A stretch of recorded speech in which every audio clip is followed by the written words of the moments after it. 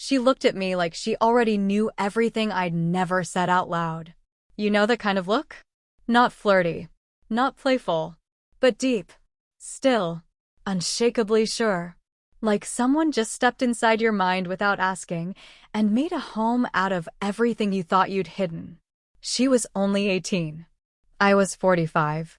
And the moment her eyes met mine, God, it wasn't about age, or logic, or anything that makes sense on paper. It was like the air around us thickened. Like the room knew something we didn't yet. And I remember thinking this is how it begins. Not with fireworks, but with silence.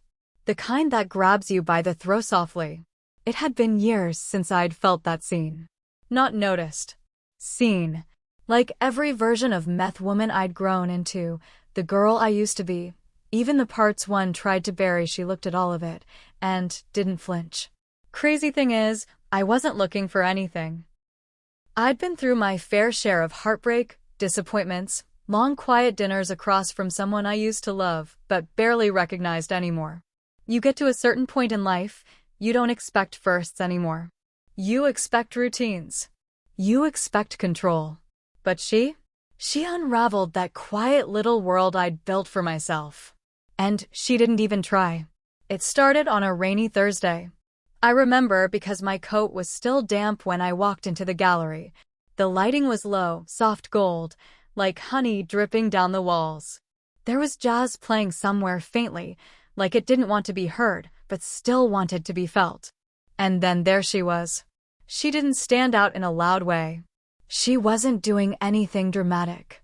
But there was something about the way she stood still when everyone else moved. Like she belonged to another rhythm. I noticed her. But the wild part? She noticed me first. And when she spoke, it wasn't her words. It was the way she spoke them. Like she wasn't afraid of silence. Like she didn't care about filling space, just to prove she deserved to be there. She just was. I'd lived half a life. She was just stepping into hers. And yet somehow, in that one moment, she held the room better than I ever had. And the strangest part? She didn't look at me with admiration. She looked at me with recognition. Like we were both carrying something heavy, but she saw the shape of mine and wasn't afraid of it. I wish I could tell you I walked away. That I saw what was coming and chose the wiser path. But you and I both know, some paths don't wait for your permission. They pull you in quietly. Soft hands, sharp truths, slow-burning questions you can't unask. So, if you've been here before, you already know.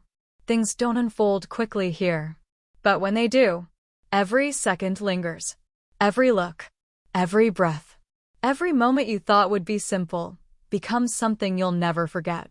So, take a breath. Settle in. Because this isn't just a story about a girl. It's about a woman who thought her story was already written. Until someone walked in and rewrote everything. Without saying a word. Let's begin. I hadn't planned to be out that late. The gallery show was meant to be a brief escape, a glass of wine, a polite nod at brushstrokes I didn't feel, and then back home to silence. That was the rhythm I knew. But the evening didn't stay within its lines. First came the polite conversation. Then came the laughter, low, effortless, like my body remembered how to do it before my mind did. And then came something else. I didn't notice the time. I noticed her. Her name was Lena. She wasn't supposed to mean anything. She was just a girl, 18. An art student, I assumed, though she never said it outright. She was curious, wide-eyed but not naive. That's what disarmed me. She looked at the paintings like they were alive. And she looked at me the same way. At 45, I'd mastered invisibility. Not in the tragic sense. I was a grown woman, accomplished, respected, partnered. I had a studio, a spouse, a curated life. I was seen, in all the ways that looked good on paper. But not in the way that makes you feel touched. You know what I mean? That silent, pulsing awareness that you're wanted, not just needed. Desired, not just understood. Somewhere between marriage and motherhood, between managing and maintaining, I stopped feeling like someone's secret ache and started feeling like their reliable conclusion. But Lena walked into that gallery like she didn't know I was supposed to be ignored. Like she hadn't read the unspoken rules. She didn't flirt. She watched. She stood in front of one of my older pieces and abstract I'd done in a time of quiet pain, and she tilted her head.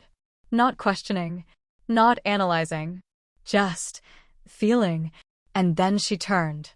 And those eyes, those young, bold, dangerous eyes, looked at me like I had been placed there for her. And maybe that's the moment I should have left. Gone home, washed my face, put on the fleece pajamas my partner always liked, fallen into bed like nothing had shifted. But something had shifted. Not outside. Inside me. Something quiet. Something old. Something forgotten. We ended up talking. About paint. About color. About the way loneliness sneaks into brushstrokes even when you're trying to paint joy. And her voice didn't sound like a child's. It sounded like a woman who had already survived something. And when she asked if I painted alone, the question felt heavier than it should have. I told her I did. And she said she'd love to see my studio someday. Someday. Like a seed, gently dropped. No pressure. No push. Just a possibility. And I felt something bloom where I thought there was only soil. I didn't tell anyone about her. Not that night. Not the next day. Not even a week later when she appeared outside another gallery, casually, deliberately, like we'd been circling the same thought without admitting it. My partner never noticed. Maybe that's what hurt most. That she never asked why I started dressing slower. Why I wore perfume to pick up groceries. Why I started painting again after months of blank canvases collecting dust. I wasn't cheating. Not yet. I told myself that every day. I hadn't touched her. I hadn't even let myself think it not out loud. But emotionally? Spiritually? God, I was already drifting. Because Lena didn't live in the polite spaces. She lived in the edges. And the edges were where I'd always felt the most alive. There was one night. It was raining. The kind of soft, curtain-like rain that makes the world feel wrapped in its own breath. I was in the studio. Dim light. Wine glass half full. Brush in my hand, but no intention behind it. And then, a knock. Not urgent. Just soft. Like a question. I opened the door. And there she was. Soaked. Smiling. Not asking. Just being. She stepped inside like she belonged. And I let her. Because by then, the lie I told myself, that this was innocent, had already started to rot around the edges. But still, I clung to it. Because admitting what I wanted meant admitting what I was willing to risk. And I wasn't ready for that. Not yet. But her presence filled the room in ways I couldn't unfeel. She walked around the studio like she was walking through my memories. Touched things like they meant something. Looked at the unfinished canvas I'd been avoiding for weeks and didn't say a word. Just looked. And breathed. And in that silence, something inside me broke open. I wasn't in love. Not with her.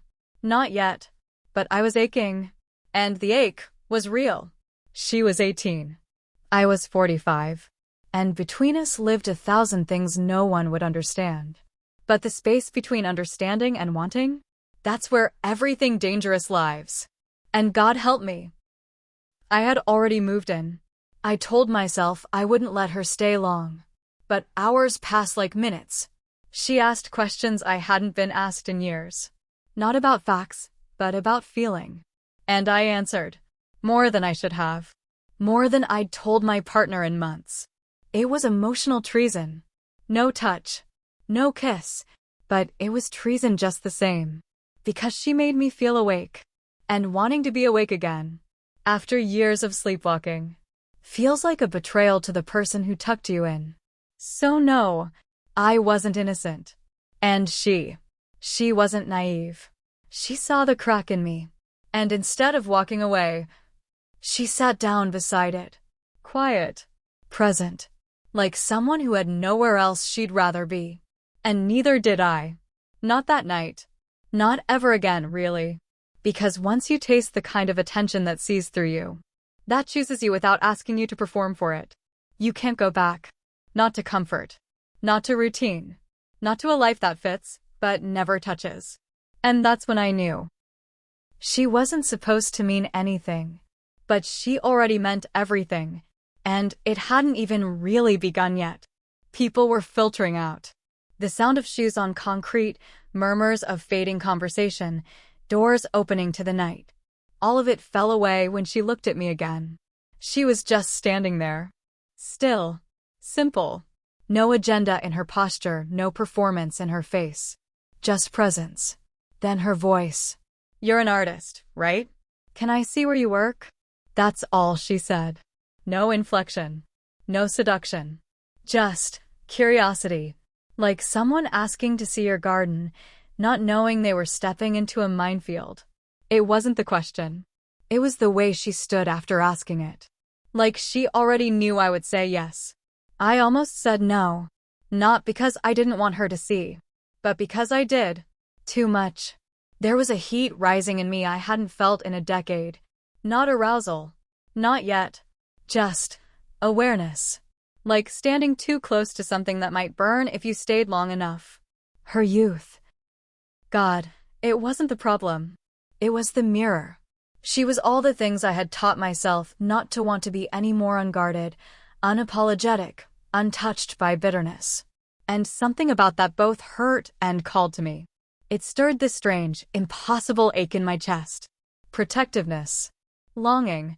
A nostalgia for a version of myself I wasn't sure I ever really was. I could have dismissed her. Could have smiled politely, said I was tired, that it wasn't the right time, that my studio wasn't clean. Could have pretended that it was just a casual question from a curious girl. But I didn't, because it wasn't casual. And we both knew it. I said, "It's a bit of a mess." Quiet. Measured. Like I was trying not to step on something sacred. She didn't flinch. Didn't laugh. Just nodded once, like the decision had already been made before I opened my mouth. And somehow, the night felt heavier after that. Not darker. Just fuller. Like it had grown a second layer underneath the first, one that would reveal itself only in silence. We walked. She didn't ask questions. I didn't offer explanations. The city was soft around us, blurred by fog and the kind of damp chill that makes you feel the outline of your own body more clearly. Our coats brushed once. I felt it more than I should have. It wasn't sexual, but it was charged. There's a kind of tension that lives in restraint. And that walk was soaked in it. I remember thinking, "What are you doing?" Not in judgment. In wonder. Because every step I took with her was a step out of the life I'd built. And somehow I didn't feel like I was leaving anything behind.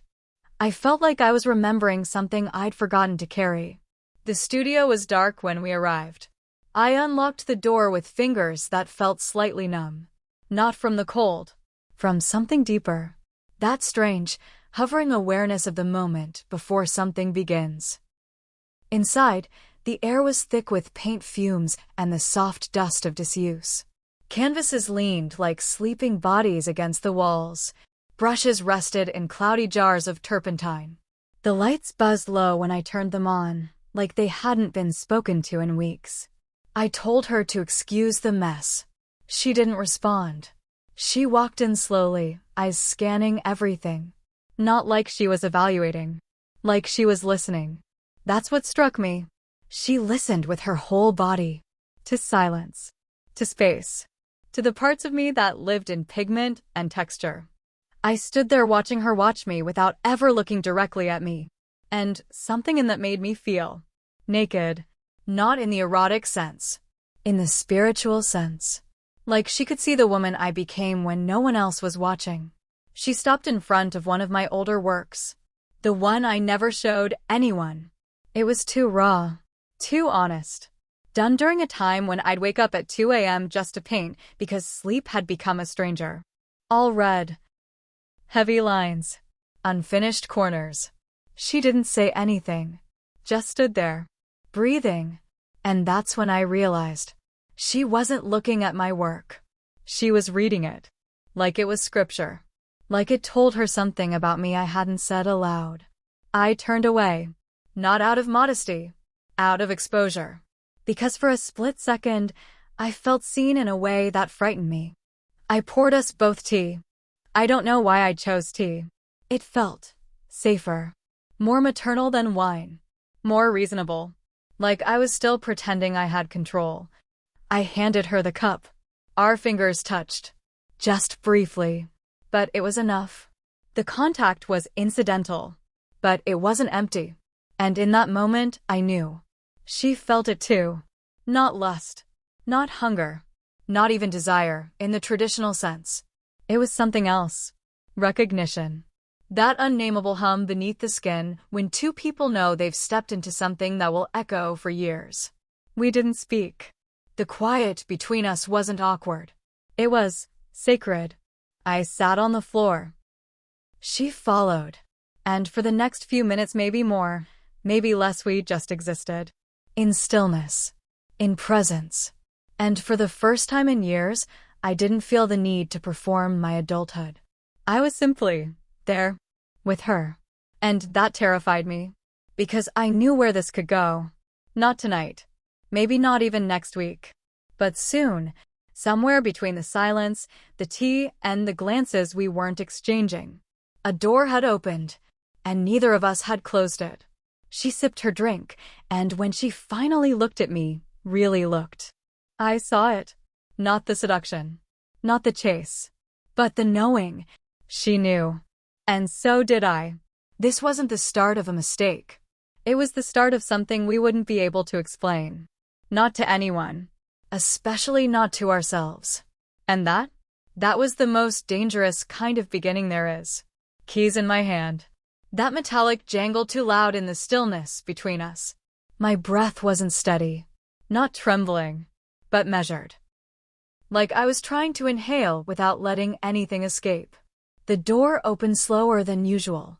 Or maybe time had shifted around us. Everything stretched. The hinges gave a soft groan. That familiar creak I'd stopped noticing years ago suddenly sounded intimate. Like the apartment was clearing its throat before letting someone new in. Then came the silence. The real kind. The kind that waits. Golden light spilled from the floor lamp I always left on for myself. Too soft for the whole room, just enough to let shadows live. I stepped aside. She walked in first. And, just like that, my space wasn't mine anymore. She didn't say anything. She moved quietly, her gaze grazing everything. Not the way people snoop. Not that hungry, invasive curiosity people carry when they want to measure your life against theirs. No. She moved like someone stepping into a chapel. Looking without expectation. Seeing without labeling. She passed the photographs on the wall, fingers not touching, but hovering close enough to notice. She paused at the bookshelf. Not to scan the titles, but like she was measuring the breadth between the spines. She stopped in the center of the room, turning slowly. And in that moment, I saw what I hadn't let myself feel. This space. This sanctuary of old rugs, stacked canvases, and the smell of jasmine tea and oil paint had been mine alone for years. My solitude had a texture. Worn cotton. Unfolded blankets. Half-read novels still face down beside the couch. And now she was here. Not invading. Not altering. Just witnessing. And that made it harder somehow. Because there's something more intimate than being touched. Something far more dangerous than undressing. Being seen. Truly. Without layers. Without staging. And that's what her silence was doing. It was peeling back everything I'd built to stay whole. I stood there, near the door, hands still brushing the edge of my coat. And I thought. I didn't ask what she wanted to see. Maybe I didn't want to know. Because asking would have made it real. Would have acknowledged that something inside me had already started to slip. That some part of me was letting her in, not just physically but emotionally, spiritually, invisibly. I hadn't done that in years. Not with my husband. Not with anyone. There's a loneliness that comes from long marriages, not born from cruelty or absence, but from familiarity. From being known too well, too long, until no one asks anymore. And here she was. A girl, yes, but more than that. A newness. A question I hadn't been asked in a decade. What does it mean to feel alive in someone's eyes again? To feel unfinished? She walked toward the kitchen, but didn't open anything. Didn't move like she lived here, didn't ask if she could sit. She just stood near the window, staring into the glow of the street lamp outside. Her shoulders relaxed. Her profile bathed in gold and shadow. I wanted to speak. To say something, anything to fill the thick quiet between us. But my voice felt like it belonged to someone else. Someone braver. Or maybe someone with less to lose. Because this wasn't flirting anymore. This wasn't temptation. This was transformation. The first drop of ink in clear water. The point of no return without any ceremony. I finally moved, hung my coat, tucked my shoes by the door. Small rituals. A performance for no one but myself. I looked at her again. And in her stillness, I saw an anchor I hadn't asked for. Not control. Not seduction. Something quieter. The kind of presence that doesn't beg to be noticed. And yet, it's the only thing you see. I thought of my husband. His laugh. His routines. His toothbrush beside mine, always a little tilted. We'd built a life on comfort. On predictability. On shared silence and separate thoughts. And yet here I was, watching a girl half my age trace the room with her gaze, and feeling more witnessed in 5 minutes than I had in 5 years. That wasn't his fault. That wasn't even mine. It was just what happens when days start blending, and the person you love becomes the background hum of your life. I moved toward her slowly. Not close. Not yet. Just enough to shift the air. She turned her head slightly. Not startled. Just aware. There was no smile. No question. Only breath. And silence. And the knowing that some threads had already begun to pull loose. And I didn't want to stop it. Not because I wanted her body, but because I wanted to feel that question in her again. That curious, quiet invitation. Can I see where you live? Not just the apartment, but me. The part one kept buried under lists and schedules and polite conversations at dinner parties. She didn't ask for anything. And somehow, that made me want to give her everything. Not in one night. Not with urgency. But in presence. In pieces. And that was the scariest thing of all. It wasn't lust driving me toward her. It was surrender. We moved without speaking. The hallway between the living room and the studio felt longer than usual, like walking through molasses. Time had thickened again. Not slow, just suspended. The door was already ajar. I pushed it open with the side of my hand, gently. No need for ceremony. Just breath and movement. The scent met us before the light did. Linseed oil, dust, and the faintest memory of turpentine. My workroom always held the ghosts of what had once inspired me. Even when I wasn't painting, it smelled like intention. She stepped inside first, again. Not barging. Not even confidently. Just present. I followed behind, the familiar ache in my shoulder reminding me of how many hours I'd spent bent over these canvases. This was my world, where I didn't have to explain myself. Where the silence never felt like absence-only space. The brushes stood like soldiers in their jars, their tips crusted with dried paint in tones of deep reds, burnt umbers, ochres. My apron hung from a hook, its fabric stiff, stained, a story of its own. An unfinished canvas leaned on the easel, still wet in places. I hadn't touched it in days, maybe weeks. It had waited, just like me. She didn't speak. Her fingers grazed the edge of the work table. Not the canvas, not the brushes. Just the table. Slowly, as if feeling the texture would tell her something words couldn't. Then she moved closer to the wall, where I kept my sketches. Rough, layered, often forgotten. And she paused. Her finger hovered, then gently touched the edge of a charcoal drawing. Just a line drawing, but I knew the one. The figure in it wasn't defined. Not really. Just the curve of a neck, the slope of a shoulder, the negative space between two palms not quite touching. Her voice, when it came, was soft. Not fragile. Just intentionally quiet. Is this her? She didn't say who. She didn't need to. My breath caught. The sound so slight, but I felt it like a pebble dropped into a still pond. I didn't answer.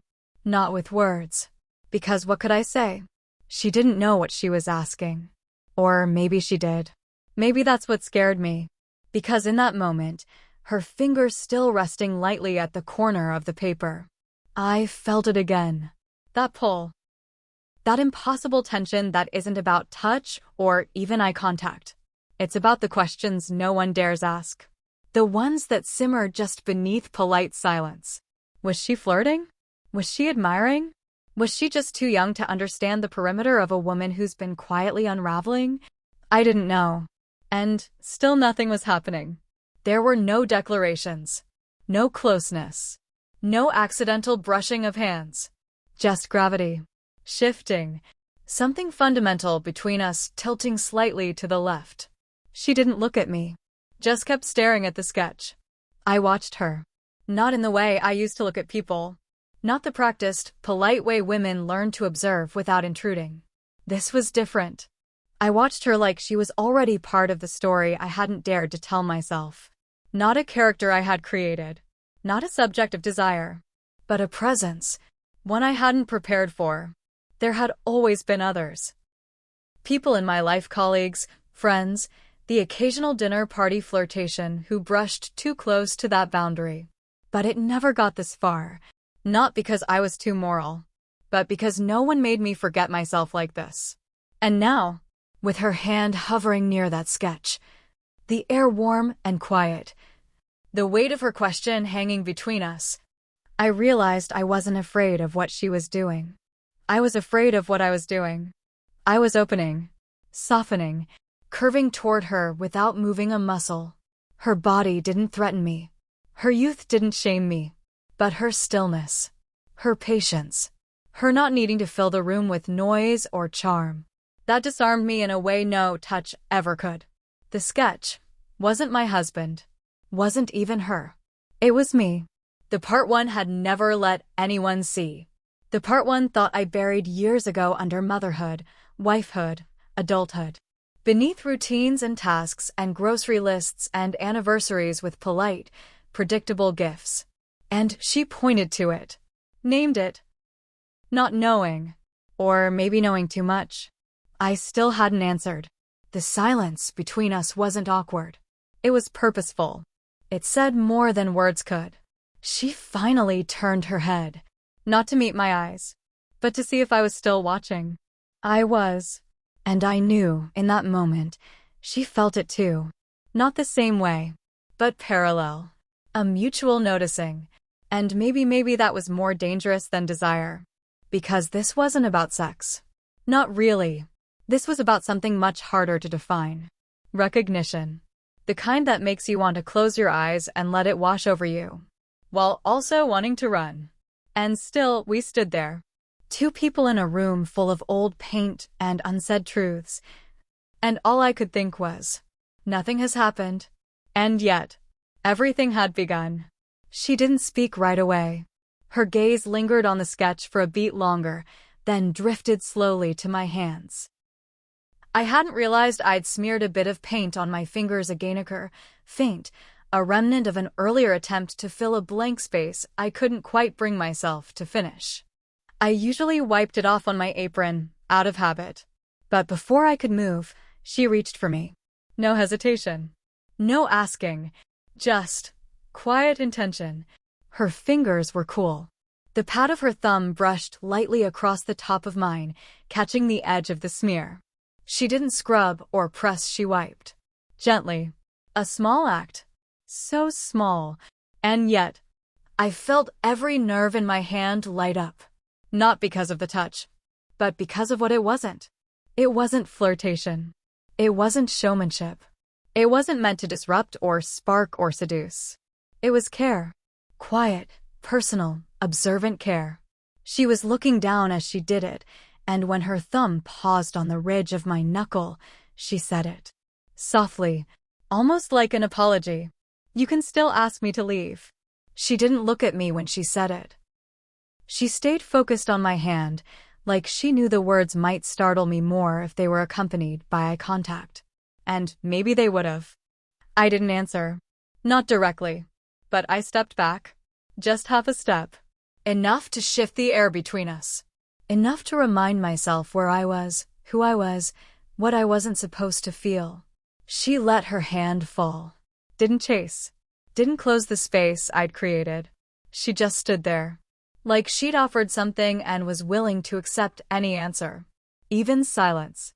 That should have felt dangerous. A girl her age in a room like this with a woman like me. That should have set off every internal alarm I'd spent decades building. But it didn't. It felt like remembering something I'd forgotten I ever needed. That strange, slow recognition of being seen without being asked to perform. Of being read without being reduced. I'd been touched before. Kissed before. Loved before. But this was something else. This was permission. Not hers. Mine. Permission to feel the ache in my chest without pushing it down. Permission to breathe deeper into a moment I didn't know I'd been holding out for. She didn't speak again. Didn't explain or justify or label anything that was happening between us. And that silence felt like trust. She was young, but not careless. And I was not reckless. But I was lonely.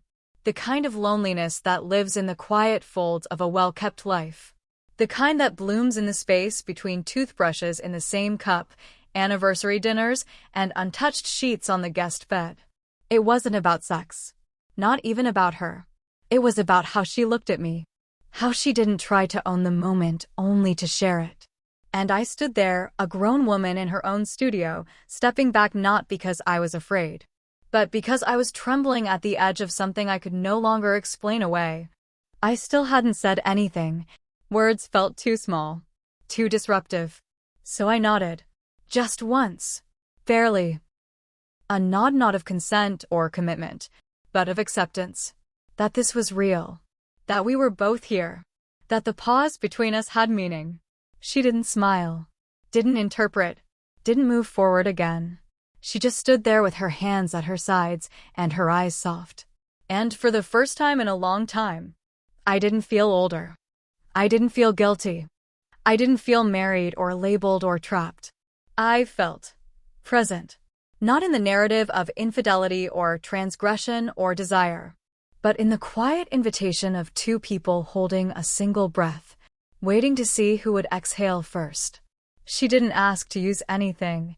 Just reached across the space between us, took a brush from the jar, and dipped it into a smear of gray I hadn't touched in weeks. The kind of gray that whispers rather than speaks. I watched her find the edge of the canvas. Not mine, the one I left blank. A cheap one I'd propped against the wall, as if waiting for a reason to forget it. She didn't ask if it was okay. And strangely, that comforted me. Her strokes were hesitant at first.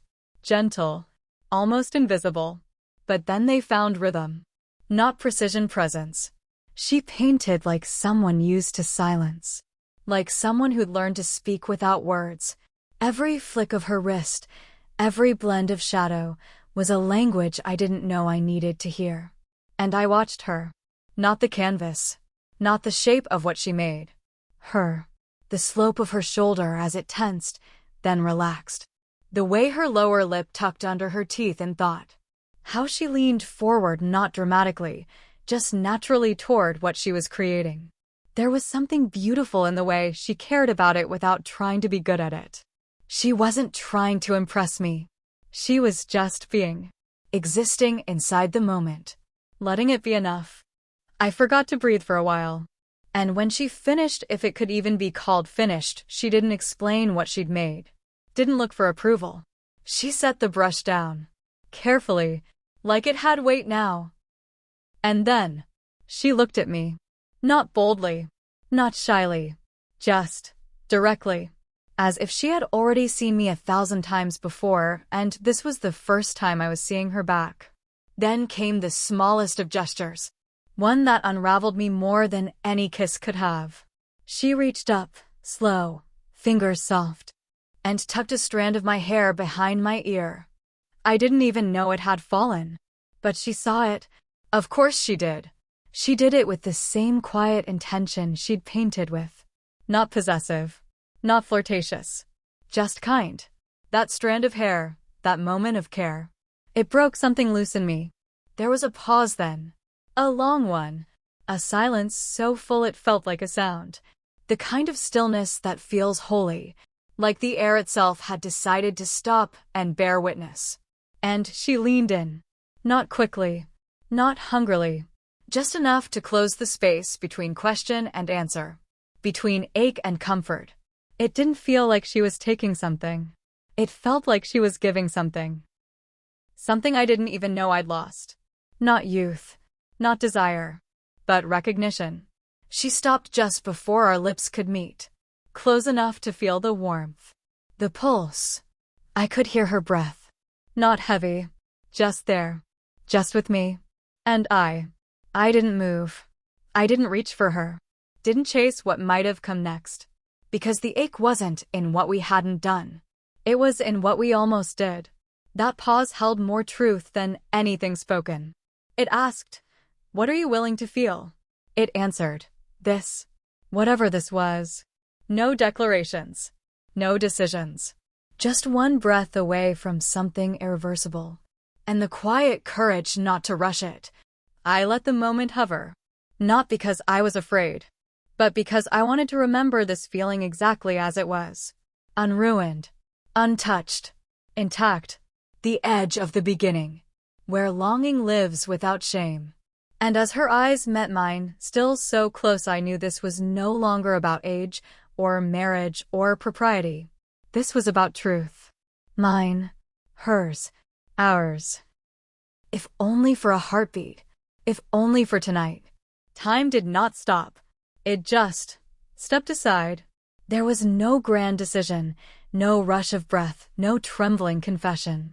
Only the slow weight of my head tilting forward. Until it found her shoulder. And stayed there. I didn't ask if it was okay.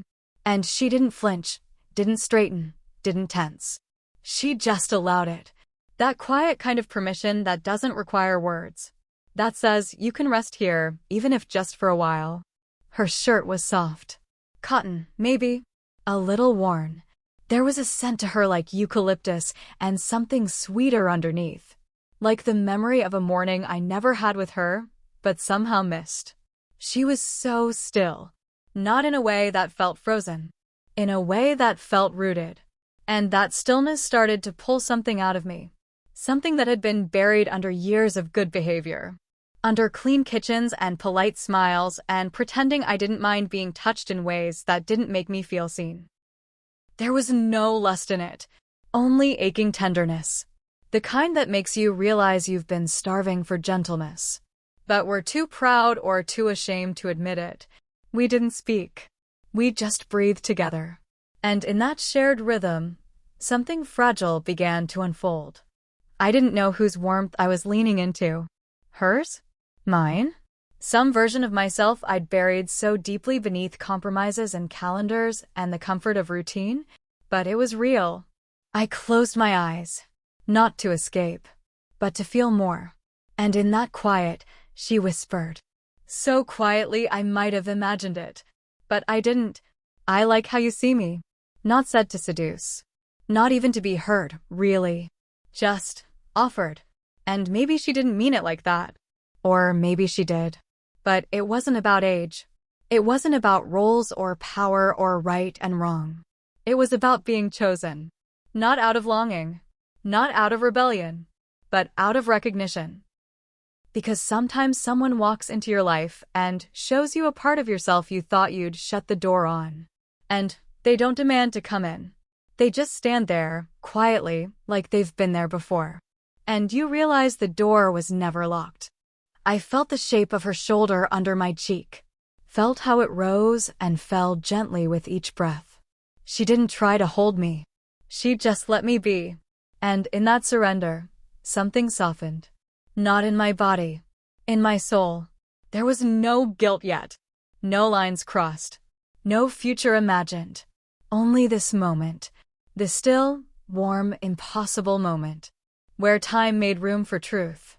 I didn't need to ask who I was to her. Or who she was to me. Because right then, we were just two people. Not looking to change each other, or fix, or claim. Just to witness. And somehow, that was enough. No one had ever told me that tenderness didn't need a name. But she showed me, without trying, without asking. Just by being close enough for me to breathe and not feel alone in the inhale. Morning didn't arrive with drama. No thunderclap. No inner reckoning. Just light. Soft, pale bands of it slipping through the slats of the blinds, brushing across the wooden floor like fingers not quite ready to wake the world. The apartment felt different in the daylight. Not larger. Not smaller. Just known. And I moved through it like someone coming back to herself after a long trip away. Lena was still asleep on the couch, curled under an old throw blanket, one foot sticking out like she'd always belonged here. Mouth slightly open. A strand of her hair had fallen across her cheek, and I had to stop myself from brushing it back. Not because I didn't want to, but because the wanting felt so quiet, so sacred. I hadn't slept much, not out of restlessness, but because my body had finally remembered how to listen. To the silence, to the breath between thoughts, to the way emotion can live in the corners of a room. I'd gotten up before dawn, not to escape, to paint. For the first time in months, maybe years. I didn't dread the canvas. It didn't feel like pressure or proof. Just possibility. The brushes were exactly where I'd left them. The palette dry, but familiar. And I began without thinking, no sketch, no reference. Just color. And light. Something from the night still lingered in my fingertips, like a song I couldn't remember the lyrics to, but still knew the tune. It wasn't about Lena. And yet it was entirely about her. Not her face. Not her body. But the echo of her presence. The way she made the room feel fuller without filling it. The way she didn't demand understanding, just allowed herself to be seen. I lost track of time. That rare, holy state of flow. Brush meeting canvas like breath meeting breath. Not trying to create meaning, just letting meaning arrive. And when I stepped back, finally, what stared back at me wasn't a portrait. It was light. Spilled across a horizon I hadn't known was still alive in me. I didn't cry. I just stood there. Hand resting lightly against the drying paint. The smell of turpentine and linen in the air. And softly, almost like a thought I wasn't trying to hold, I said her name. Lena. Not like a declaration. Not like a promise. More like a question I was finally willing to live with. A question that didn't need answering. She stirred, just slightly, but didn't wake. And I didn't wake her. Because the truth is, nothing happened. Not in the way some would measure it. But I had undressed more of myself that night than I had in a decade. No one would know. No one would ask. And I would never tell. But something shifted. Not toward betrayal. Not toward sin. Toward truth. And I knew. I thought I was the one she'd never forget. But maybe it was the other way around. Then silence. Just the morning. And the light. And the quiet between things that never quite begin and never quite end. Some moments stay with us not because they shout, but because they whisper. Because they're quiet enough to let us hear something we didn't even know we needed. That breath between words. That pause before a choice. The softest edges of a feeling that won't let go. When she said, "You can still ask me to leave." What did you feel? Did you want her to? Or did you want to stay too? Maybe both. Maybe neither. Maybe the question itself was the point. The space between fear and surrender. Between holding on and letting go. If stories like this linger in your mind, if they touch something raw and real inside, You'll find more waiting for you here. Right here on Passionate Tales Unfold, where the quiet moments tell the loudest stories.